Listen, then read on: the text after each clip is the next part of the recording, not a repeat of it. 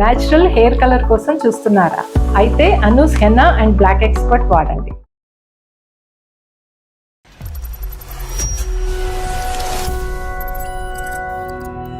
నమస్తే కళ్యాణ్ గారు. నమస్తే జయ గారు. కళ్యాణ్ గారు, సాధారణంగా మనకి వాళ్ళకి ఏదైనా సమస్య ఉన్నా ఇంట్లో వాళ్ళ ద్వారా వాళ్ళకి సమస్య వచ్చినా లేకపోతే ఇంట్లో వాళ్ళ కోసం మన దాకా వచ్చేవాళ్ళని చూస్తూ ఉన్నాం. అవును.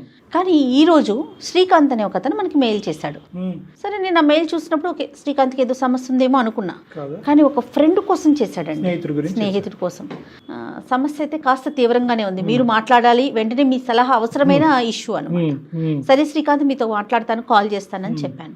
ఒకసారి మనమే అయితే బాధితుడు కాదండి, స్నేహితుడు బాధితుడు. తప్పకుండా మాట్లాడదాం జయ గారు, తెలుసుకుందాం ఏంటో.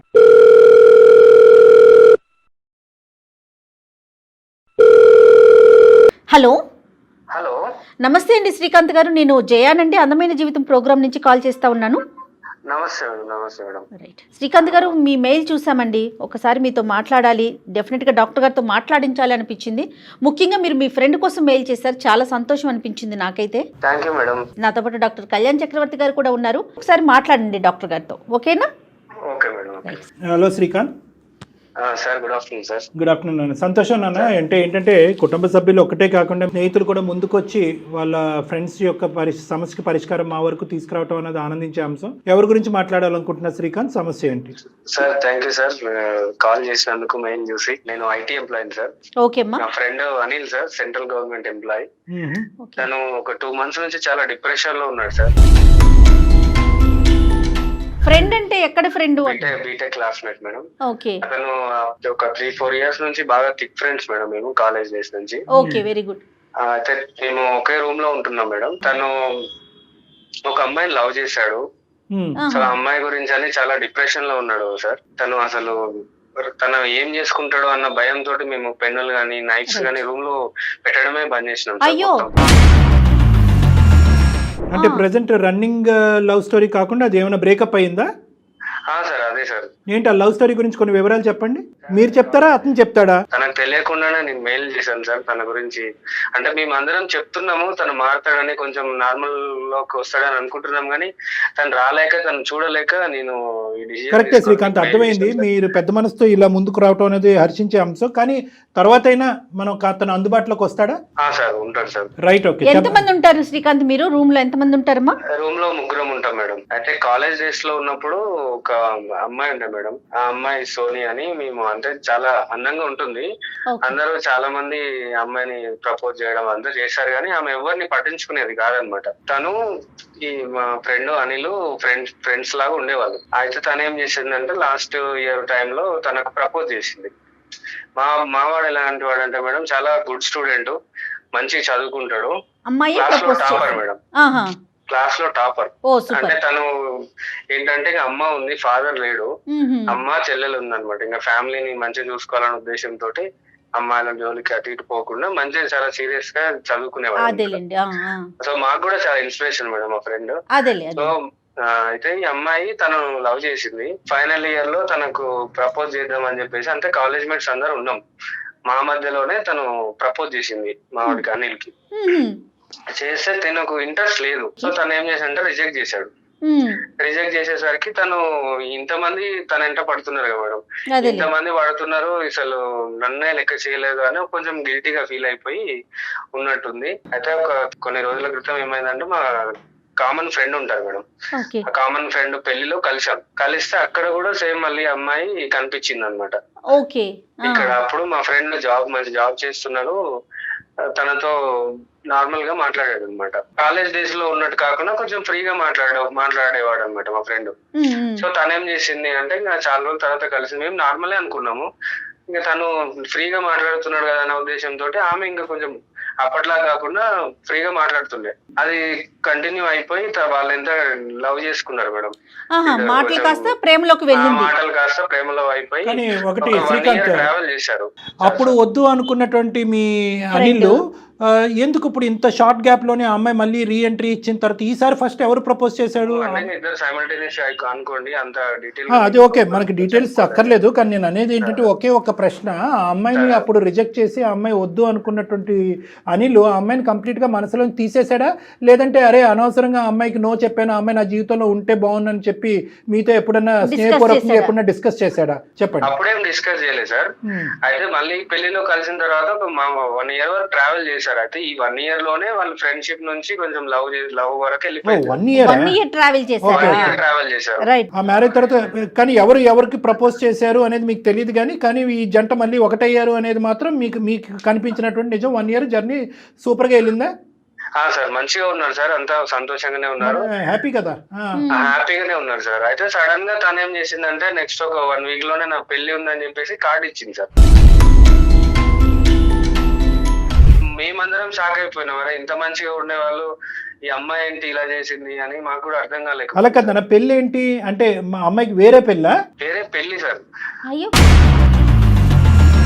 నేను కూడా అసలు డైజెస్ట్ చేసుకోలేకపోతున్నాను మేడం. శ్రీకాంత్ సార్ ఇప్పుడు వీళ్ళిద్దరు మాత్రం పెళ్లి తేదీ కూడా ఇంకా నిర్ణయించుకోలేదు, ఇంకా అంటే గాఢంగా ప్రేమించుకుంటున్నారు, అంత సాఫీగానే ఉంది. ఇరువైపుల కుటుంబ సభ్యులకు కూడా తెలుసా తెలియదు, ఇంకా అక్కడి వరకు రాలేదు సార్. అంటే వీళ్ళే అనుకున్నారు పెళ్లి చేసుకుందాం అనుకున్నారు, అనుకునే లోపే కొన్ని డేస్ లోనే ఈ అమ్మాయి తనకు పెళ్లి సెట్ అయింది అనే విషయం తీసుకొచ్చింది సార్ ముందు. రైట్, అది ఒక షాకర్, పెద్ద షాకింగ్ గా ఉండిపోయింది సార్. అసలు మొత్తం పిచ్చోడ్ లాగా బిహేవ్ చేయడము. అప్పటి వరకు మందు కూడా తాగేవాడు కాదు సార్, కాలేజ్ డేస్ లో కూడా ఈ షాక్ తోటి మందు కూడా అలవాటు చేసుకున్నాడు, దేవదాస్ అయిపోయాడు. ఇప్పుడు మీరు ఎవరన్నా మరి అమ్మాయిని క్లారిఫికేషన్ అడిగారా? వాళ్ళ పేరెంట్స్ దగ్గరికి వెళ్ళాం సార్. అసలు నిజం చెప్తుందా అబద్ధం చెప్తుందా తెలుసుకోవడానికి వెళ్ళాం సార్.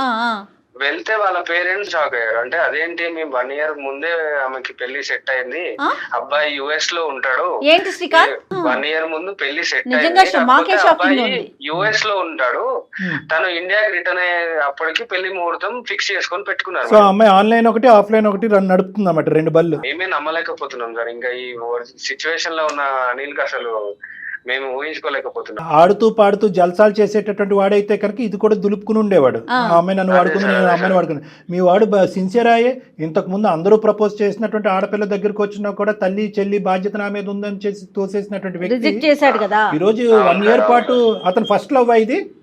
ఫస్ట్ లవ్ సార్, వేరే అమ్మాయి జోలికి కూడా వెళ్ళలేదు ఇప్పటి వరకు. తన కెరియరే చూసుకున్నాడు. సెటిల్ అయిన తర్వాత మళ్ళీ అమ్మాయి అక్కడ పెళ్లిలో కలవడం, అలా ఫ్రెండ్షిప్ అలా అయిపోయింది సార్. ఫస్ట్ అమ్మాయి సార్. ఇప్పటికీ కూడా మీకు ఎవరికి కూడా అసలు ఆ అమ్మాయి ఇలా ప్రవర్తించడానికి 1 year పాటు అరేంజ్ అయినటువంటి మ్యారేజ్ ఈ అబ్బాయికి చెప్పకపోవడానికి మీకు కారణాలు అయితే ఎవరికి తెలియదు? లేదు సార్, అసలు మాకు ఏ విషయం తెలియదు. వాళ్ళ పేరెంట్స్ షాక్ అయ్యారా, ఏంటి మా ఆడపిల్ల ఇలా చేయటం ఏంటని? వాళ్ళు అసలు మా అమ్మాయి ఇలా చేయదు, ఎప్పుడో పెళ్లి సెట్ అయింది కదా అని వాళ్ళు అంటున్నారు సార్. వాళ్ళ అమ్మాయి వైపు వాళ్ళు మాట్లాడుతున్నారు. కాలేజ్ డేస్ నుంచి తన ఇన్స్పిరేషన్ తీసుకొని ఉన్న వాళ్ళం సార్. అలాంటి మంచివాడు ఇలా అయిపోవడం మాకు చూడలేకపోతున్నాం సార్.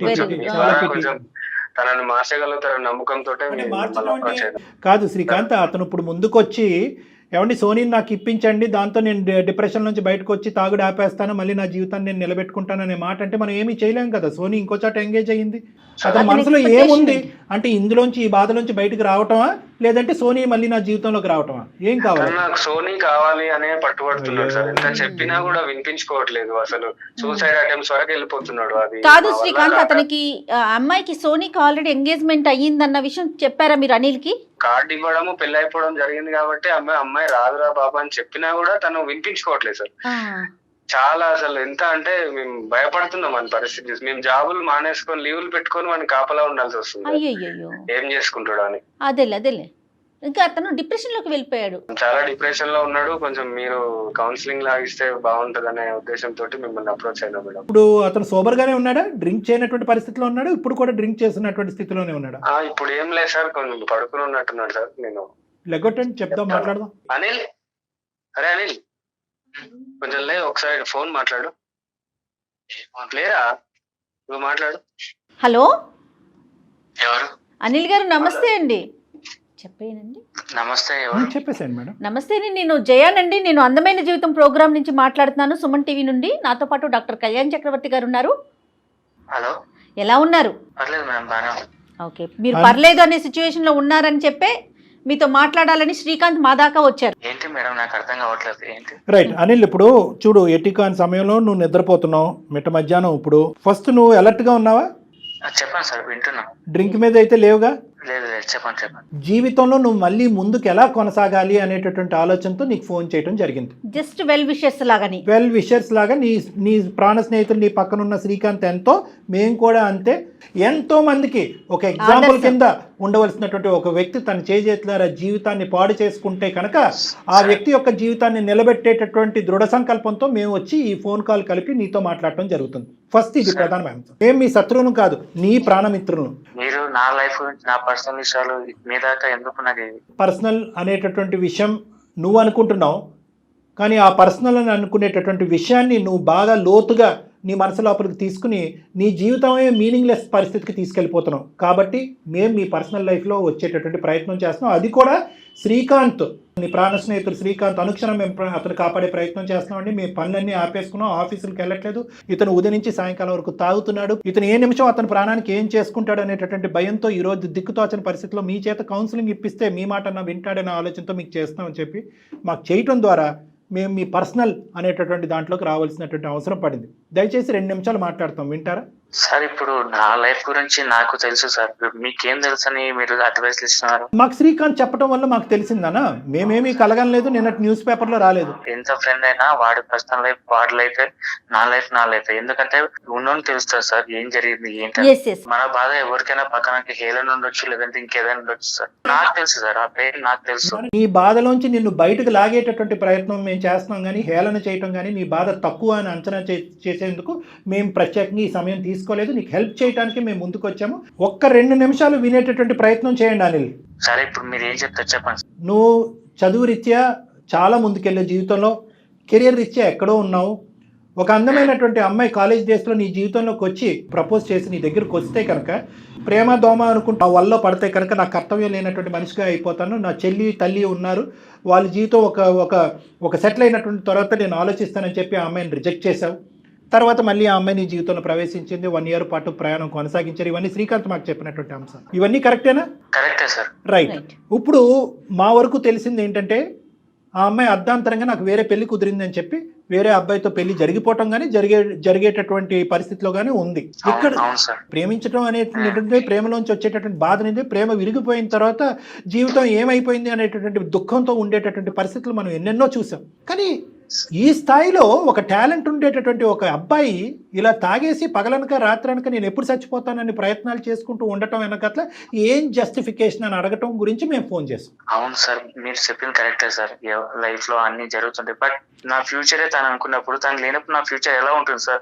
ఈ 1 year పాటు సోనీతో నీ ప్రయాణం ఒకసారి చెప్పినాన్న. సరే, కాలేజ్ డేస్లో అమ్మాయి నీ దగ్గరికి వచ్చింది, నువ్వు నో అని చెప్పావు, ఓకే ఫెయిర్ ఎనఫ్. కానీ అప్పుడు సోనీ ఎలా రియాక్ట్ అయింది, ఇప్పుడు సోనీ ఎలా ప్రయాణం చేసింది నీతో?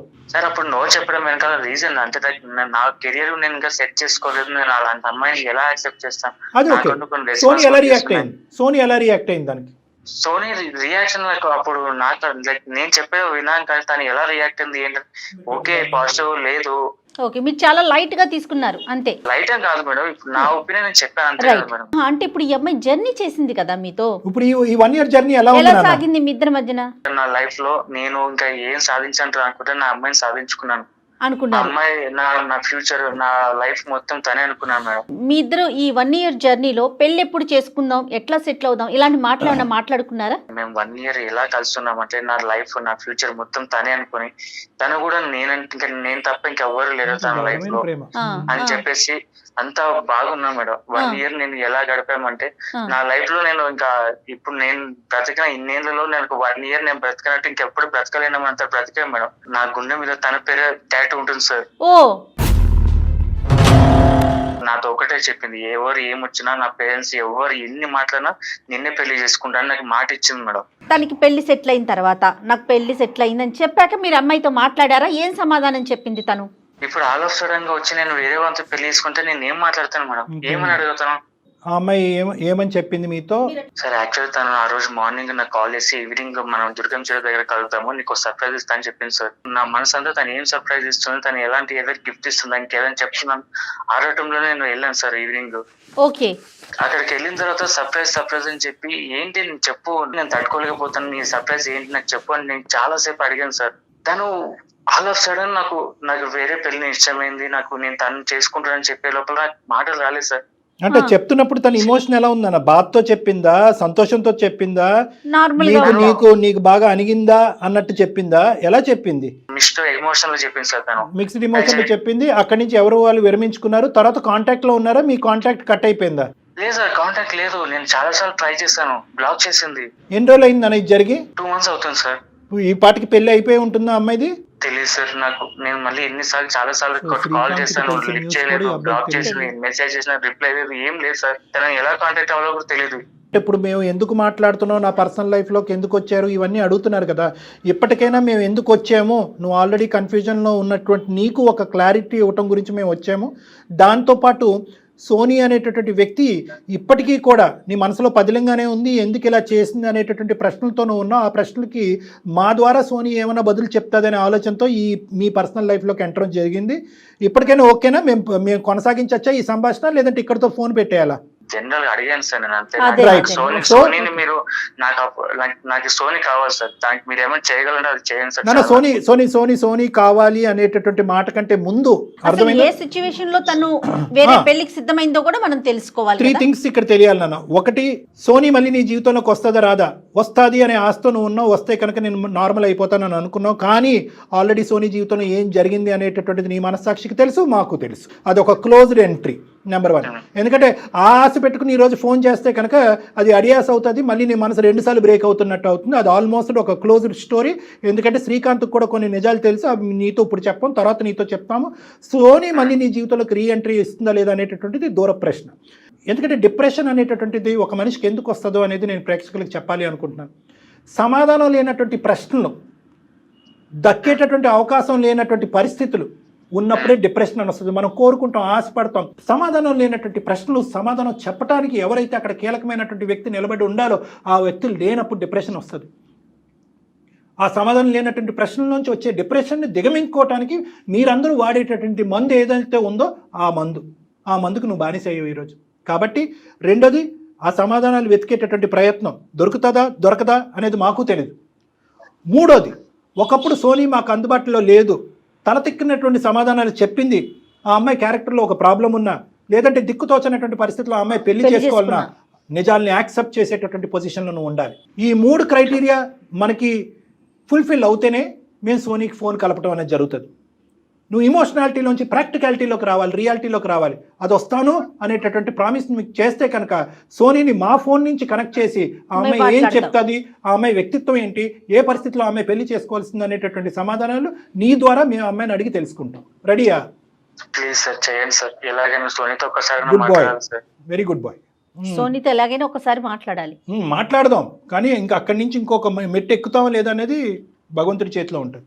ప్రతి సిచ్యువేషన్ మనం హ్యాండిల్ చేయగలగాలి. అమ్మా కాల్ చేద్దామా మరి? చేయండి మేడం. ఒక్కసారి నెంబర్ ఫార్వర్డ్ చేయండి నాకు, నేను కాల్ చేస్తాను. రైట్? ఓకే.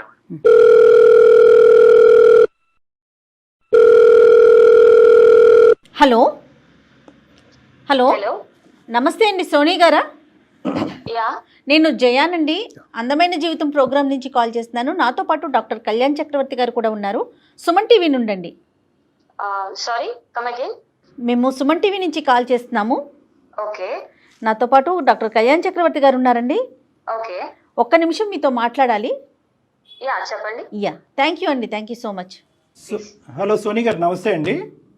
నమస్తే సార్. Thank you. మీరెవరు రాంగ్ నెంబర్ అని ఫోన్ పెట్టేయకుండా మా మాట విన్నారు.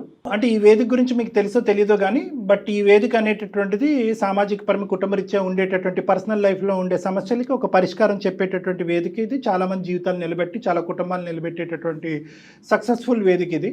ఒక చిక్కుముడి సమస్య ఒక వ్యక్తి మాకు అప్రోచ్ అయ్యారు. ఇన్ఫ్యాక్ట్ వాళ్ళ ఫ్రెండ్ అప్రోచ్ అయ్యారు. మీకు బాగా తెలిసే ఉంటుంది, మీకు మంచి స్నేహితులు, మీకు సుపరిచితులు, చాలా రోజుల పాటు మీరిద్దరు కలిసి ప్రయాణం చేసినటువంటి ఒక అనిల్ అనే వ్యక్తి యొక్క పరిస్థితిని శ్రీకాంత్ అనేటటువంటి తన ప్రాణ స్నేహితుడు మాకు వివరిస్తూ, అతను ఏదో విధంగా ఈ అబ్బాయిని బ్రతికి బట్ట కట్టించే విధంగా కాపాడండి డాక్టర్ గారు అని విన్నపించుకుంటూ మాకు ఫోన్ చేశాడమ్మా. కాబట్టి ఈరోజు మీతో మాట్లాడటానికి ప్రధానమైనటువంటి కారణము అనిల్.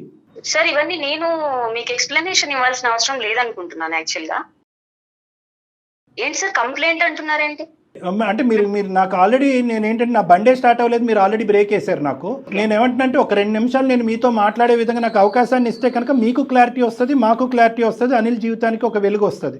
సో కాబట్టి నేను చెప్పేది ఏంటంటే అనిల్ పరిస్థితి ప్రస్తుతం అస్సలు బాగోలేదమ్మా. ఓకే, ఎందుకు బాగోలేదు డాక్టర్ గారు? అతను కరోనా వచ్చిందా, మలేరియా వచ్చిందా, టైఫాయిడ్ వచ్చిందా అనేది కాదు.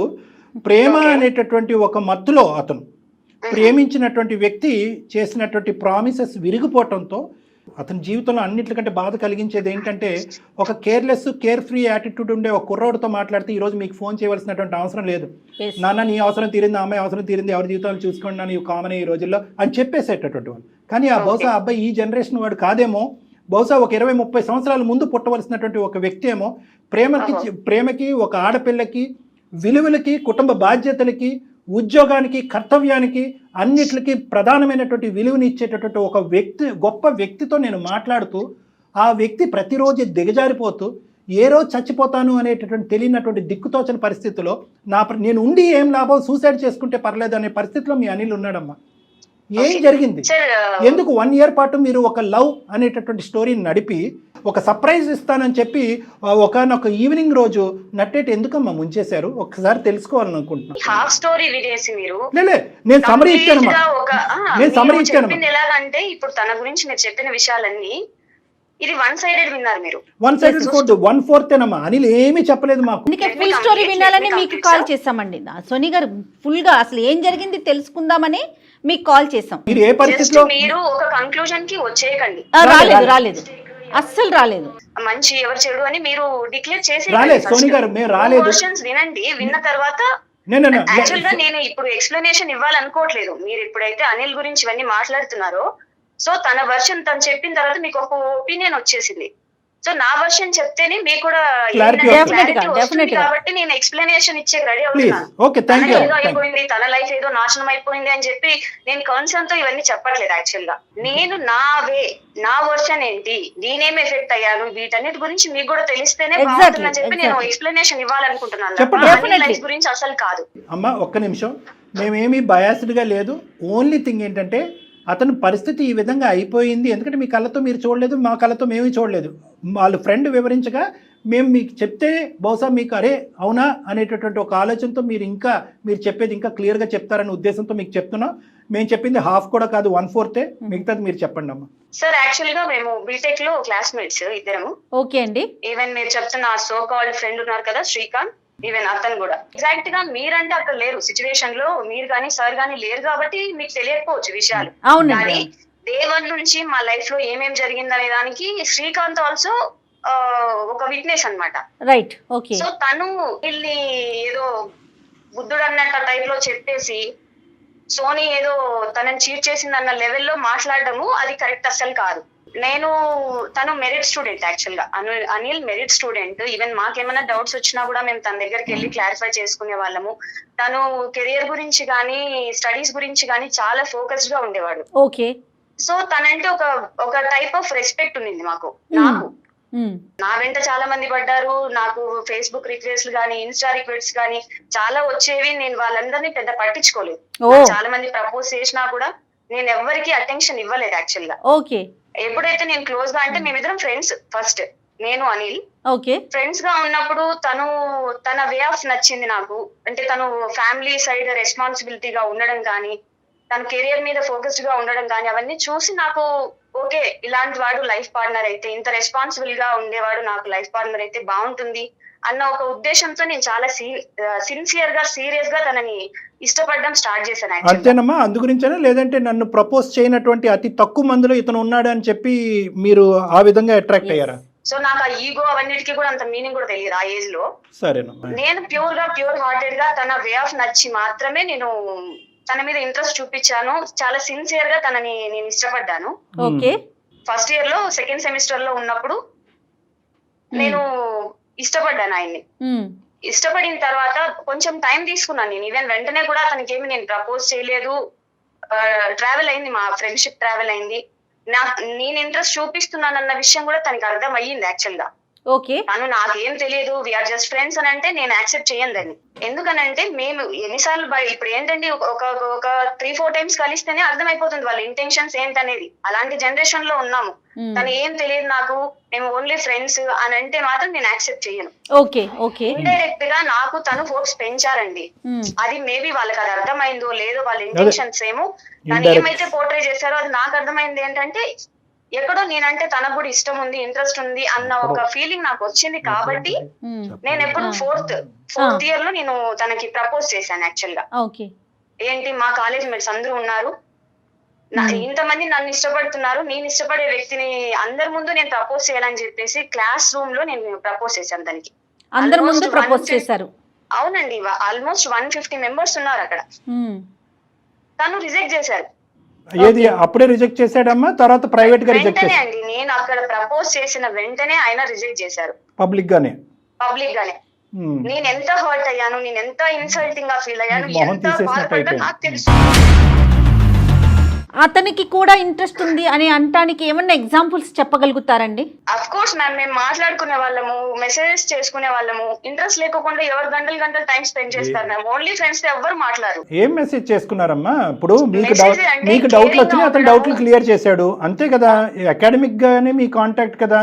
నువ్వు పడుకున్నావా, నువ్వు తిన్నావా, నువ్వు నన్ను లవ్ చేస్తున్నావా, ఆ డిస్కషన్ అయితే లేదు కదా. డిస్కషన్ ఒకటి సార్, ఎగ్జాక్ట్ గా మీకు జరిగిన హిస్టరీ మొత్తం అయితే నేను మీ ముందు తీసుకురాలేను, అవసరం కూడా లేదు నాకు. యాక్చువల్ గా నేను జస్ట్ నా వర్షన్ మీకు వినిపించాలని మాత్రమే అనుకున్నాను. ఒకవేళ మీరు నన్ను రాంగ్ గా అనుకున్నా నాకు నష్టం వచ్చేది ఏం లేదు సార్. నా మూవ్ ఆన్ అయిపోయాను, నా లైఫ్ లో నేను హ్యాపీగా ఉన్నాను.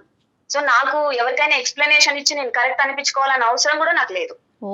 అయినా కానీ మా కోఆపరేట్ చేస్తున్నావు కాబట్టి నేను ఇప్పుడు గర్జిస్తే ఫోన్ పెట్టేస్తా. నేను చెప్పేది ఏంటంటే నీ వర్జన్ నువ్వు చెప్పమ్మా. నేను ఒకటే అన్నాను, నువ్వు ప్రపోజ్ చేసావు, నువ్వు ఎందుకు ప్రపోజ్ చేసావు అమ్మా అంటే కనుక నాకు ఇండికేటర్స్ వచ్చినాయండి, ఇండైరెక్ట్ గా ఇండికేటర్స్ వచ్చినాయి. ఇండైరెక్ట్ ఇండికేటర్స్ ఏంటంటే ఫోన్ లో మాట్లాడటం, చాటింగ్ లో మాట్లాడటం. చాటింగ్ లో ఏమైనా కమిట్మెంట్ అయ్యాడా? నువ్వు నాకు కావాలి, నువ్వంటే ఇష్టం, నీతో పాటు ఉంటానని అన్నాడా?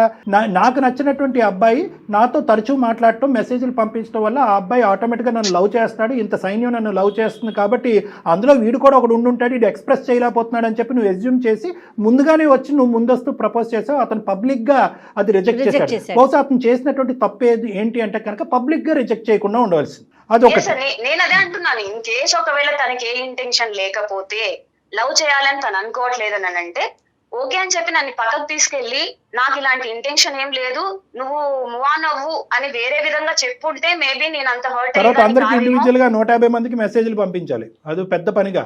మీరు పబ్లిక్ గా చెప్పారు కాబట్టి అతను కూడా పబ్లిక్ గా ఆన్సర్ ఇచ్చాడని అనుకోవచ్చేమో సోని. కానీ ఏదైతే మీకు లేదు అంటున్నారో ఆ ఈగో హర్ట్ అయింది. మీ ఈగో హర్ట్ అయింది కదా. డెఫినెట్లీ నాకు సెల్ఫ్ రెస్పెక్ట్ ఉంటుంది కదండి. కరెక్టే, కానీ మీరు ఇప్పుడు పబ్లిక్ గా 150 మెంబర్స్ ముందు మీరు చెప్పారు ఎస్ అని, మీరేం పర్సనల్ గా చెప్పలేదు కదా. అది మీ జడ్జిమెంటల్ వ్యవహారంలో తప్పుందమ్మా. అక్కడ మీరు తొందరపడి జడ్జ్ చేశారు ఇష్యూని. అతను మొదటి నుంచి క్లియర్ గానే ఉన్నాడు. So what ever it may be sir, అయినా కూడా నో చెప్పకూడదా? నాకు ఇప్పుడు అవన్నీ నేను కరెక్టా తను కరెక్టా అని మాట్లాడేంత దానికోసం టైం స్పెండ్ చేయాల్సిన అవసరం కూడా నాకు లేదు యాక్చువల్లీ. జంప్ చేస్తుంది. సర్లే అమ్మా, తర్వాత ఏమైందమ్మా? అక్కడ నువ్వు మనస్తాపం చెందావు, తర్వాత కాలేజీలో అయిపోయి ఎవరి జీవితం వాళ్ళు చూసుకున్నారు. అవును సార్, నేను ఒక 1 month వరకు నేను అసలు కాలేజ్ కూడా వెళ్ళలేదు. అప్పుడు సెమిస్టర్స్ జరుగుతున్నాయి మాకు, నేను కాలేజ్ అవాయిడ్ చేశాను కంప్లీట్ గా. ఆల్మోస్ట్ నేను కూడా సూసైడ్ అటెంప్ట్ చేసుకున్నా ఒకసారి.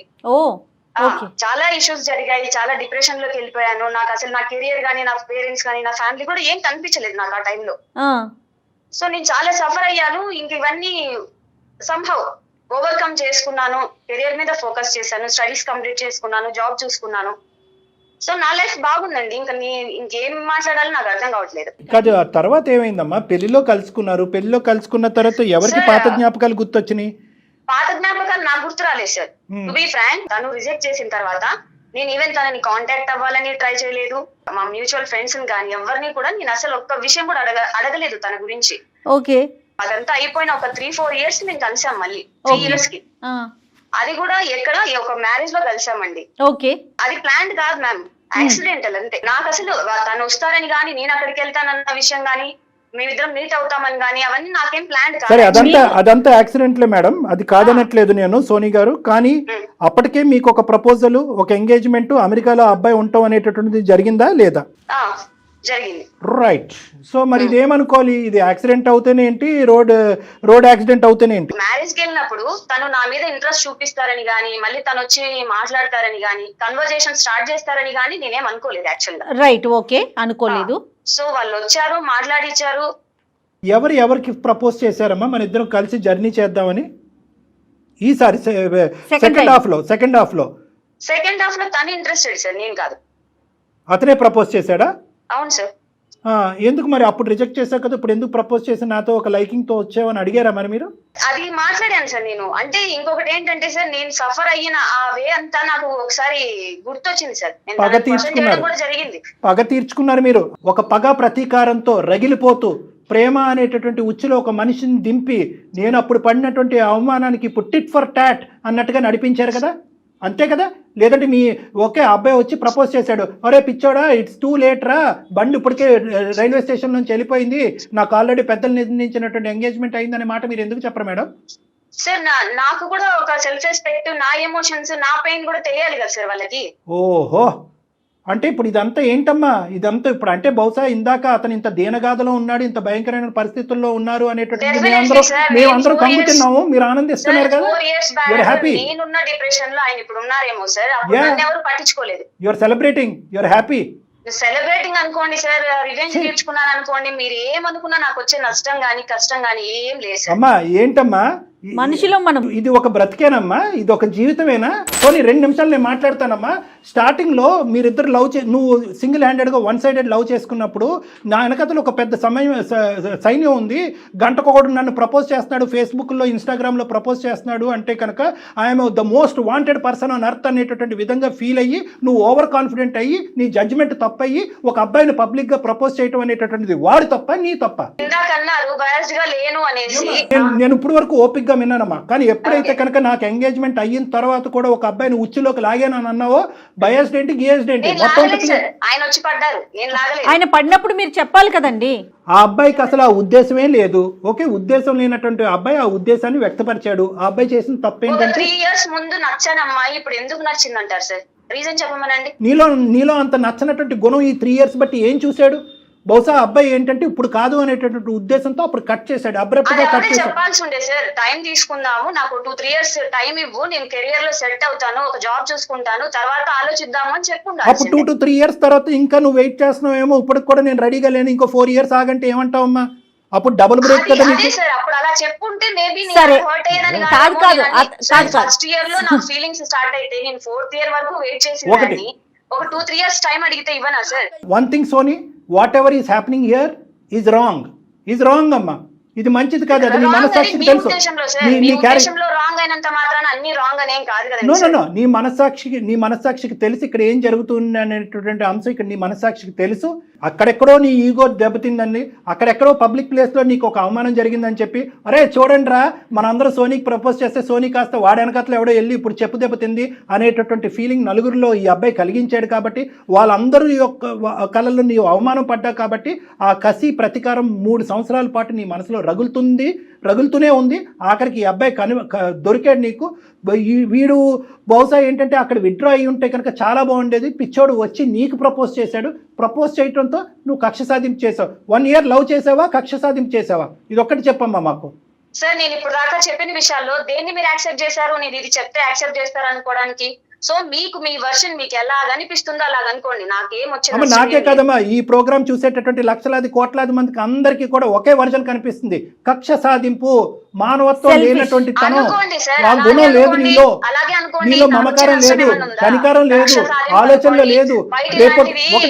ఒకటి 1,00,000 వ్యవహారాలు జరుగుతున్నాయి సార్. అమ్మాయిలు ఎంత సఫర్ అవుతున్నారో అందరినీ మీరు అక్కడ తీసుకొచ్చి మరి న్యాయం చేయండి సార్. అమ్మ చేస్తామమ్మా, మేము ఎవరికి న్యాయం చేస్తాం తల్లి. మేము ఎవరికి న్యాయం చేయాలో మీరేం మాకు చెప్పక్కర్లేదు. ఒకటే సోనీ గారు, ఇప్పుడు వరకు నువ్వు మాట్లాడుతున్నదంతా కేవలం నేను జయ గారే వింటున్నారని అనుకున్నావేమో. బ్యాక్గ్రౌండ్ లో నువ్వు ప్రేమిస్తున్నట్టు నటిస్తూ తడిగుడ్డతో గొంతు కోసినటువంటి ఒక వ్యక్తి, ఒక బానిస తాగి పడున్నాడు. ఈ రోజు రేపా చచ్చిపోయేటటువంటి ఒక వ్యక్తి ఉన్నాడు. అతను బ్యాక్గ్రౌండ్ లో వింటున్నాడు ఈ కథ అంతా కూడా. కేవలం నీ క్యారెక్టర్ ఏంటి అనేది ప్రూవ్ చేయడం. వినాల్సిన అవసరం ఏం లేదు సార్, ఆల్రెడీ తనకి తెలిసిన విషయాలే కదా, వినేది ఏం నాకు అనవసరం సార్. క్లియర్లీ రివెంజ్ అనుకోండి, వాట్ ఎవర్ మీకు ఏం తోస్తే అనుకోండి.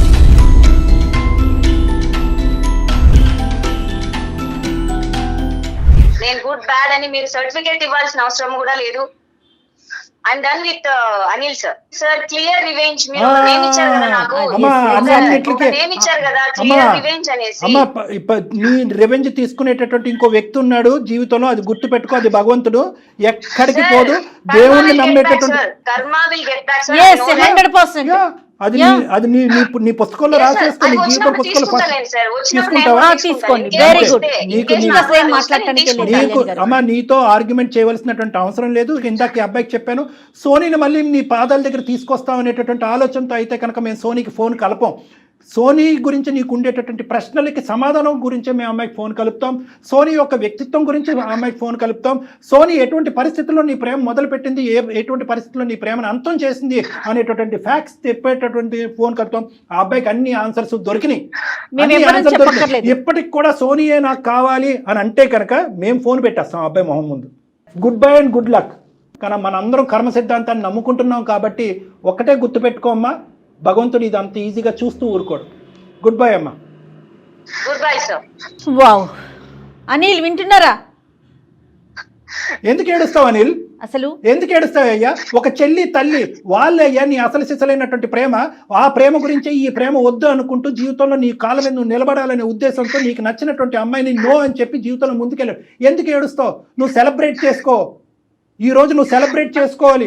ఇటువంటి భయంకరమైనటువంటి స్త్రీ నీ జీవితంలో నిజంగా నిన్ను పెళ్లి చేసుకుని ఒక 3-4 సంవత్సరాల తర్వాత 2 పిల్లలు కనేసి నిన్ను అంటే ముంచేసి ఉంటే కనుక అప్పుడు నువ్వు ఏడవాలి.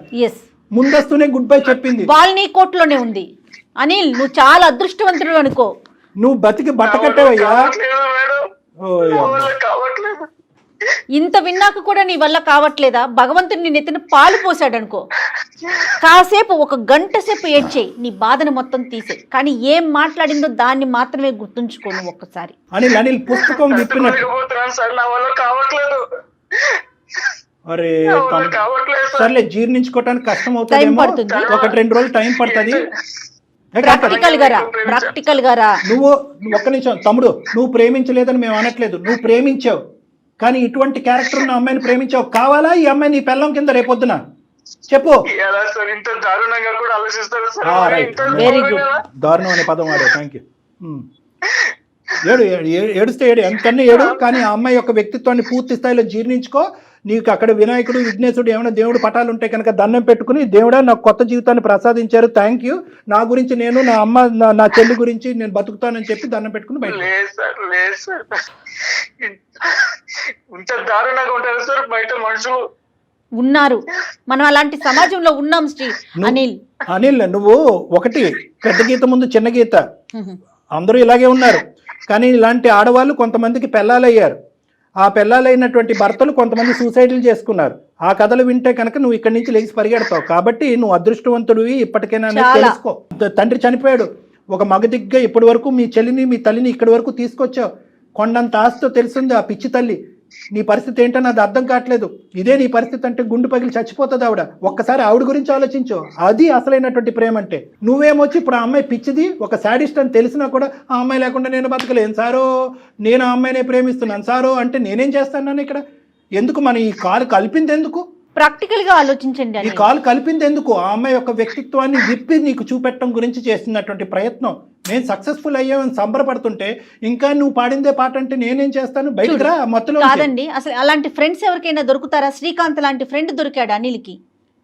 నీ కోసం శ్రీకాంత్ మాకు మెయిల్ చేసి మీరు మాట్లాడండి అని చెప్పి, నీకేంటి ప్రాణానికి ప్రాణం ఇచ్చే ప్రాణ స్నేహితులు, అమ్మ, చెల్లి, బాధ్యత, ఇంకా లైఫ్ ఆ అమ్మాయి ఒకటేనా? ముందుకు వెళ్ళు అనిల్, కొత్త జీవితాన్ని ప్రారంభించుమా అనిల్.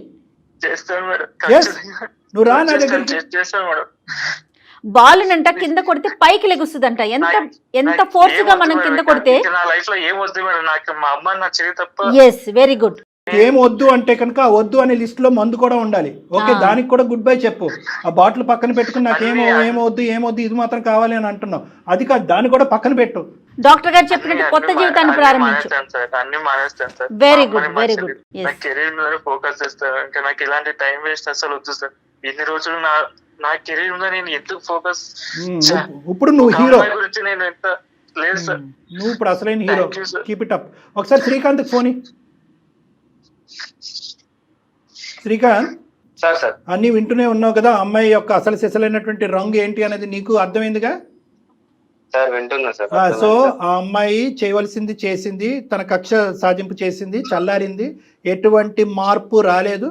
ఇప్పటి వరకు అయితే కనుక ఈ అబ్బాయి మనసులోంచి ఆలోచనలోంచి ఆ అమ్మాయిని అయితే కనుక నిర్మూలించావు. తాత్కాలికంగా నిర్మూలించావో దీర్ఘకాలికంగా నిర్మూలించావో అనేది కాలం నిర్ణయిస్తుంది. కాబట్టి ఇప్పటి వరకు ఒక మెట్టెక్కాము. ఆ అబ్బాయి నా పర్సనల్ లైఫ్లో మీరెవరు అనేటటువంటి అబ్బాయి ఈరోజు మేము చెప్పినటువంటి మాట విని ఆ అమ్మాయిని తుడిచేస్తాను కడిగేస్తానని అన్నాడు. కాబట్టి 60 to 70% మేము గెలిచినట్టే. కానీ ఇక్కడితో కథ అంతం అవదు. నువ్వు మళ్ళీ రేపొద్దున కానీ ఇంకొక వారం రోజుల్లో ఎప్పుడైనా కూడా నా దగ్గరికి ఈ అబ్బాయిని తీసుకురా. ఆ తాగుడి నుంచి ఈ అబ్బాయిని విముక్తి పొందిద్దాం. వాళ్ళ తల్లి గారికి కూడా మనం చెప్పాల్సినటువంటి అవసరం ఉంది. ఎందుకంటే ఈ అబ్బాయి బయటకు రావడానికి కొంత టైం పడుతుంది. ఈ బరువు బాధ్యత అనేది స్నేహితులుగా మీరు ఒక్కలే తీసుకోలేరు. వాళ్ళ మదర్ యొక్క పాత్ర కూడా ఇక్కడ ఉంటుంది. ఆవిడని కూడా నా దగ్గరికి తీసుకురండి, ఇతనికి నా కౌన్సిలింగ్ తీసుకురండి. పూర్తి స్థాయిలో ఇతను కడిగి మీ చేతిలో పెడతాం. ఓకే సార్, తప్పకుండా తీసుకొస్తాం sir. Thank you so much sir. Thank you Srikanth, thank you. Thank you madam, thank you so much. Right. అనిల్ని జాగ్రత్తగా చూసుకోండి అండ్ డాక్టర్ గారు చెప్పినట్టు ఒకసారి తీసుకురండి. Okay, okay madam. ఒకసారి నాకు మనది కాల్ అయిపోయినాక కాల్ చేయండి, నేను అడ్రస్ లొకేషన్ అది మీకు షేర్ చేస్తాను. Right? Okay madam. Okay okay Srikanth. Anil, all the best. అమ్మాయిలు ఆడపిల్లలు ఎలా మాట్లాడుతున్నారంటే కళ్యాణ్ గారు నేను జీర్ణించుకోలేకపోతున్నాను. నోటి మాట రాలా నాకు. అమ్మాయి మాట్లాడుతుంటే తను అడిగే మాటలకి సమాధానం కూడా ఏం చెప్పాలో అర్థం కాని సిచ్యువేషన్లో ఉంది. ఎనీహౌ అనిల్కి అయితే మాత్రం అంటే సేఫ్ జోన్లోకి వెళ్ళాడని నాకైతే అనిపించింది. Let's hope for the best madam.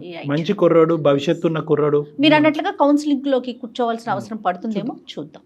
Right అండి, నమస్తే. Thank you Jagan.